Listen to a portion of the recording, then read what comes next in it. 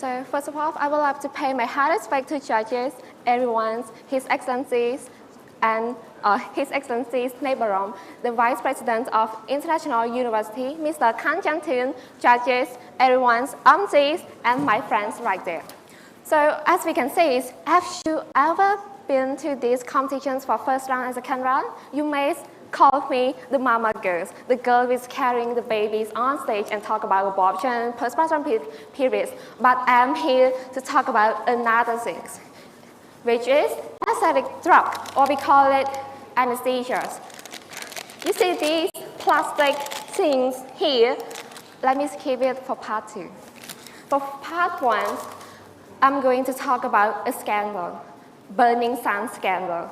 Raise your hand or raise your hand in your head if you are a big fan of Big Bang, a K-pop star which is under a YG Entertainment. So I'm a YG stan myself, so I kind of into that kind of things. So burning sun scandal, why it has to do with our topic today is anesthetic drug.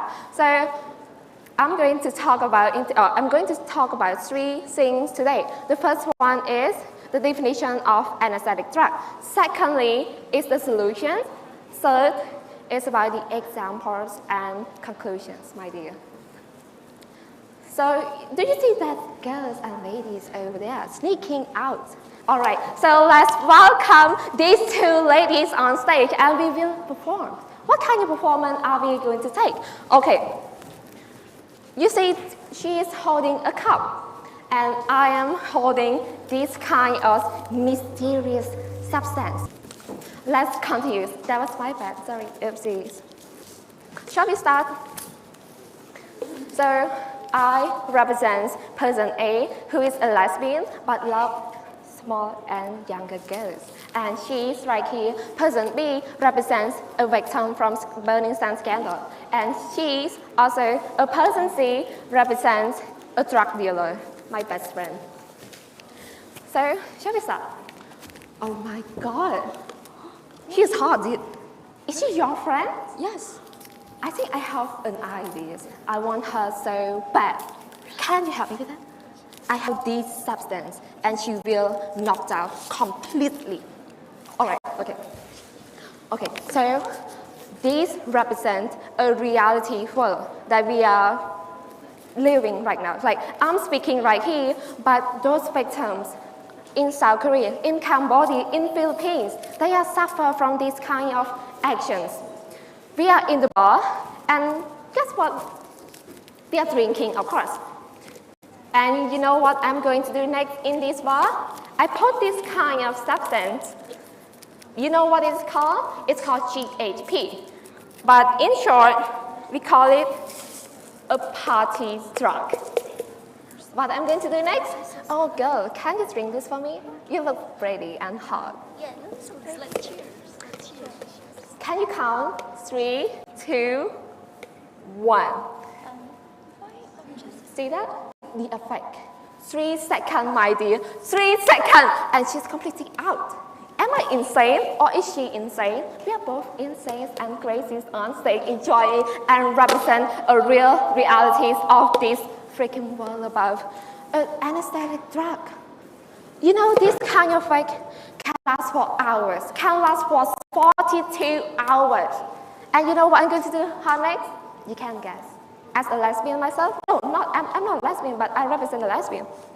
And I would love to give you another things about this drug.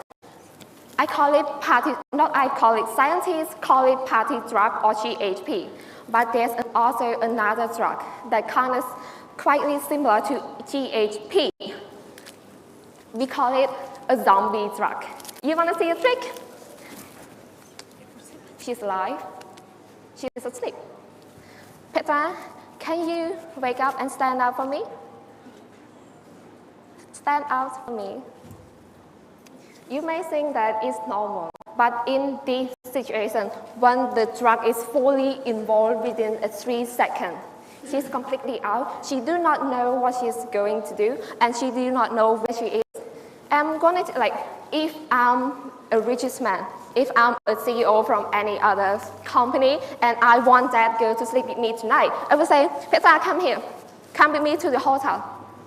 She would go. You would say, oh, that is impossible. It is impossible, dude. So I would love to earn this performance, but not my speech. You can go out, my dear. And don't forget to bring your money because you love money. Let's move on to part 2. What do you call this? Sarang? Saranghe? No, syringe. ASMR. You see this? It's sarang or syringe. So as you can see, there are many types of anesthetic. Imagine we are in the dentist. You may say, oh, my teeth hurt so badly. What can I do? Can you take these tubes out for me? Okay. But then you might scream and say, oh, don't take it out for me. I'm going insane if you take it out. But if I injected this substance or this drug inside her and pull out that tube, she wouldn't scream. She would say, oh, yeah, it's okay. But I'm going to introduce you to another gas. We call it nitric oxide or laughing gas. So laughing gas, what is laughing gas? You may say, oh, laughing gas. You may say, oh, when we insert it and you will be like laughing and giggling all day. Exactly. That is the meaning and the definition of laughing gas or giggling gas. So this laughing gas was found by accident. It was found when someone inhaled it and they start laughing and they fall off the stair. And he would just, ha ha ha, I'm okay, I'm all right. That is how they discover a laughing gas, ladies and gentlemen. So let's move on to the solutions, which I promise you to tell you what I'm going to do if those kind of drug involved in your body. Firstly, try to vomit. But 3 seconds, how are you going to make that person vomit? So try to find interested people, such as your friend, people, or your lover, I guess. Make that person drink lots of water and make them choke. Just make them choke. And another solution is that try to make them like, in simple, make them pee. Another thing is that just give them lots of oxygen. Give them the oxygen mask and let them breathe slowly, inhaling. But how can we be so sure that that is going to work? Well, who knows, but science proves it is possible. Exactly. So last but not least, you may say anesthetic would be used in the dark side, but in reality, we also use it in the medical field. Like I mentioned, laughing gas. They are using it right now, right here, and it is effective, my dear. In conclusion, everything has to be balanced, and it is up to you, the one who to decide. Pros and cons, yin yang in the Chinese culture, it's all about balance. Same goes with this drug. That is all for my speaking, and I hope you learned something new today. Up next is contestant Paul Siang Hai, Lee Siang Hok from the Faculty of Humanities and Languages. His topic will be about why is English so popular. Ladies and gentlemen, are you ready to hear my fascinating presentation? Again, are you ready? All right, thank you. So first of all, I would like to pay my high respect to His Excellency Naborom, the Vice President of International University. Good morning, Mr. Kanjan Thun, the Head of the Department of English.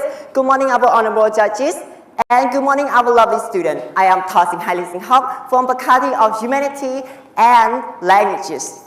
So before I introduce you my topic, ladies and gentlemen, let me ask you a question. So besides Khmer, what language do you speak? Can you raise your hand if you speak any Chinese?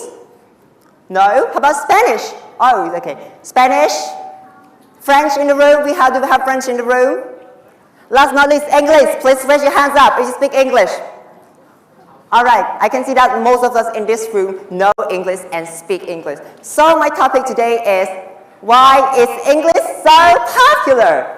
Well, ladies and gentlemen, according to recent statistics, 1.4 billion people around the world are speaking English just like I am right now. And English is selected to be one among the 6 official languages at the United Nations.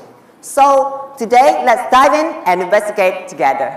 what are the 5 standout reasons that make English so popular? Well, so the 5 reasons are the British Empire, it is the language of business, it's the language of communication, it is the language of education, and also the richness of word. Without any further delay, let's go to our first point, which is about the British Empire. Ladies and gentlemen, if we take a look at this map, we can see the red painted part of the world map, which represents what is called British Empire. So during the colonization era, British Empire was so huge. For your information, it extends from Europe to America, from America to Asia and Africa. So during the colonization era, we can see that the British Empire intentionally and intentionally influenced people to speak English. And after getting the independence, most of the countries which are under the colonization of the British Empire still use English as their first language, just like in Canada or Australia, or as their second language, just like in Singapore and India. So this is where we can start to see the beginning of the popularity of English. Now let's move on to our second point, which is less cruel than the first point. English is the language of business. Well, everybody needs to do the business. So you would ask yourself, why English has something to do with business? All right, in short answer, it would be, well, we have to do trade with the English-speaking countries, just like the United States. But if we look into a farther perspective, we can see that we use English in every business negotiation. So, at this point, I have a story of my sister to tell you. So actually, my sister, she has 5 close friends, and she's the poorest among of them. And they always joking, in the next 10 years, she will be the richest in the group. And the next 10 years come. Well, the result is my sister is actually become the richest in the group. Well, so I asked her, hey sister, so what made you so successful in business? She said, I speak English, because English is a pretty precise condition. So to conclude this, English is popular because everybody uses it for business negotiation. Now let's move on to the third point, which is about English is the language of education. Ladies and gentlemen, 17 out of 20 top universities around the globe are using English as their official language. So by holding a high score at English or speaking English fluently, we will have a great chance of being selected to those universities if we apply for one.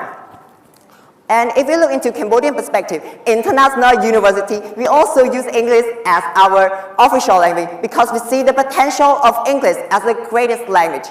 Well, when we have great access to English, also it leads to the greatest access to the knowledge of medical intervention and scientific discovery.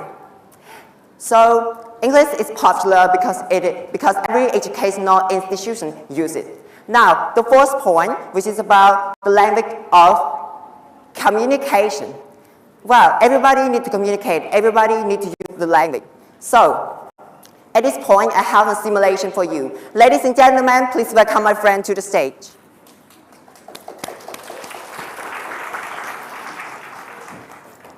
All right, so thinking that I am a Khmer student at International University, and she is a foreign student who just transferred to study at International University. So I really want to make friends with her and I go like, look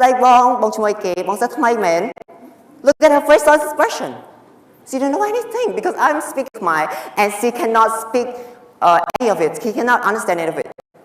So the second approach, we goes like, well, so hi, are you new here? Yes, What's your name?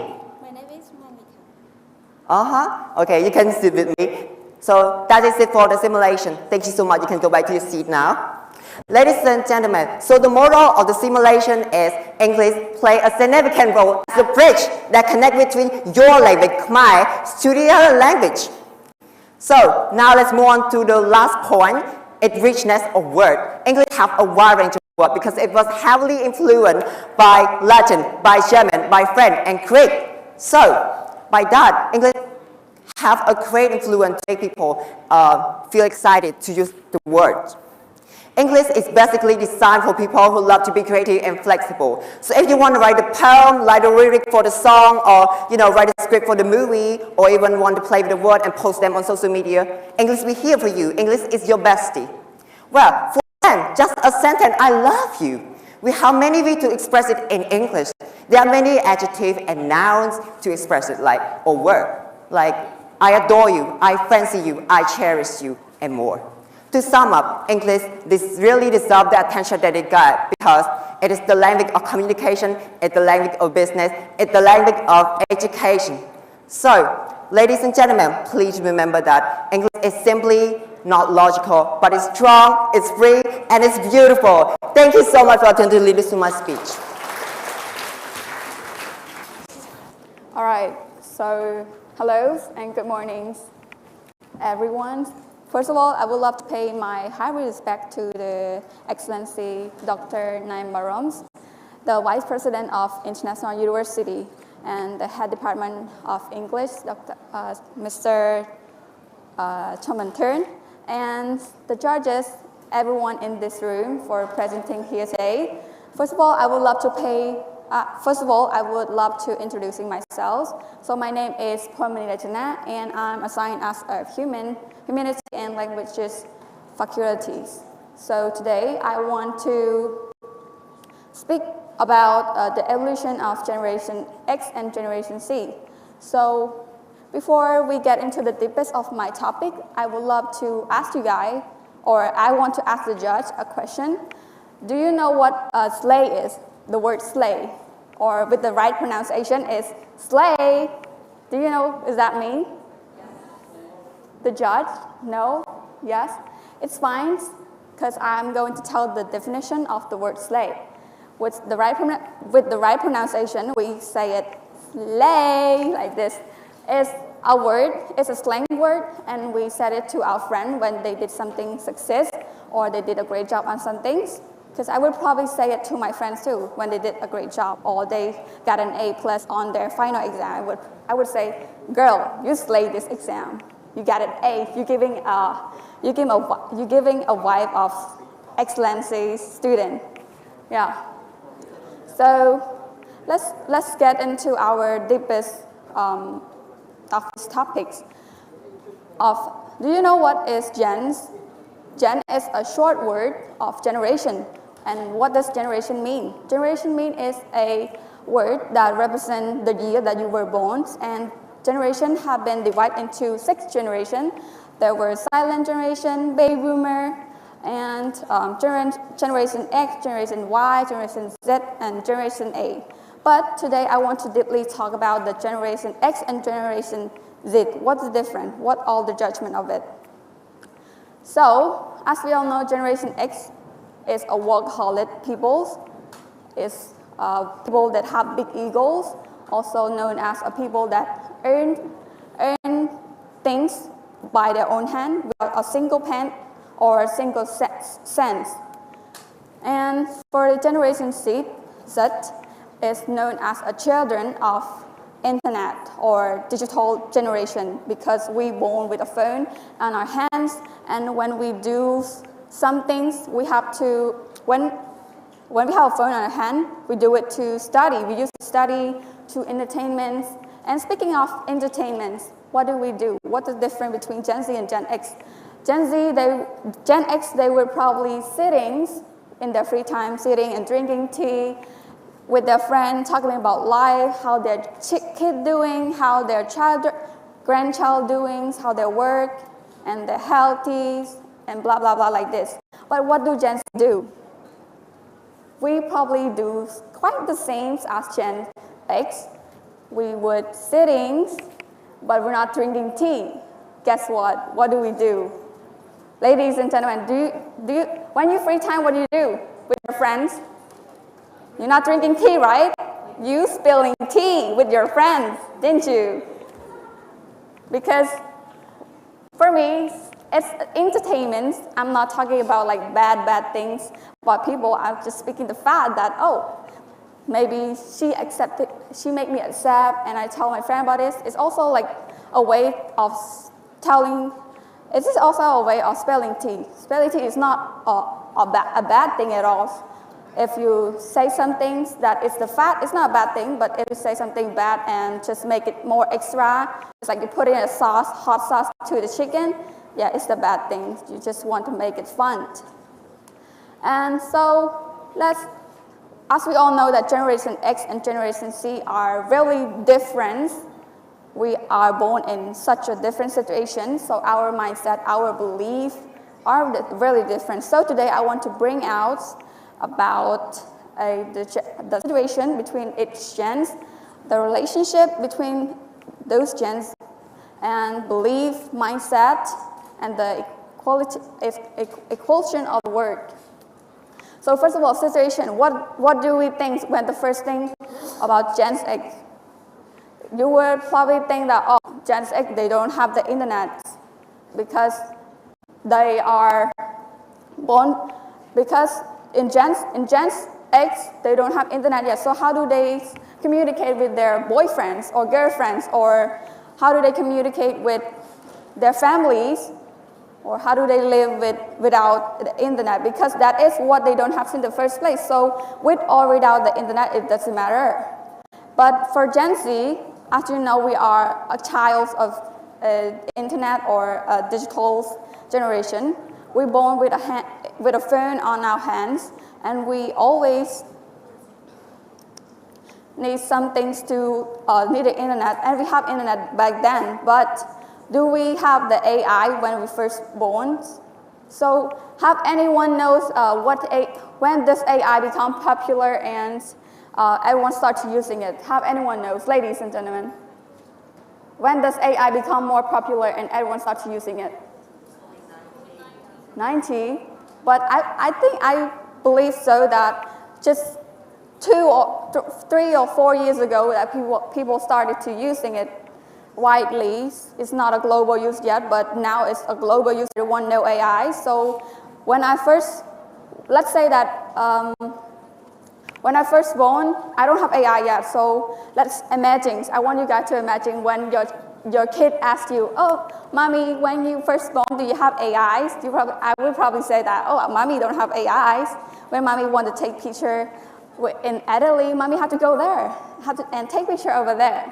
And can you imagine the shock face on their face, the shock face, the expression of their face? Because I can imagine it, because when my parents first telling me, oh, when they were born, they don't have internet, I was shocked, like how? How do they live without internet? How do they communicate with people who live far away? Yes, now let's talking about the relationship. Relationships are really different. In Gen Z, they are homophobic. They not allow the same gender to get into a relationship or getting married. But in Gen X, they are really open-minded people. They are freely, they don't care about what they do, what others do, as long as it's not included with their business. And let's talking about the other point is their mindsets. Their mindsets, it's quite different. Let's talking about work. In Gen Z, probably people want to continue their bloodlines, continue the work that their grandpa, their grandma have been doing since their first place. But in Gen Z, they don't want to do it. Some of people, they don't want to do it because they want to do something they want to do something that they love, and they don't want to stay in one place. And some of the Gen Z, they were probably interested in making a new business or be independent. And now let's talk about these belief. Let's talk, speaking of treatment, do you guys have anyone have mug before? In Khmer is Kat Koloten. Have anyone have it before? No? Really? Because that disease, when I have that disease, my mom would probably write a word of tiger in there and draw a picture of tiger in there, and she said, oh, it will cure that disease. But they didn't do, it doesn't help anything. It's just a pen inks on it. It doesn't help anything, but I believe so because I was a child. But in Gen Z, when they, speaking of treatments or medical term, they would probably, when they're sick, they would probably go to the healthcare center to get treatments or do a regular checkup. Yes, they're really taking care of their health. And also speaking of the evolution of word. In Gen Z, they are really open-minded people. They are the word between women and men are equal, and the payments of the word with the same position of the men and women are also equals. It's not unfair. But in Gen Z, in Gen X, they give the opportunity more to the men due to the women have a state of women, and they barely get the payments as amount as the men because why they give more opportunity to the men. And so to sum up my speech, I would love to tell you that in Bonchen, we all have good and bad in it, so we don't have to argue in this between. So thank you everyone for attention.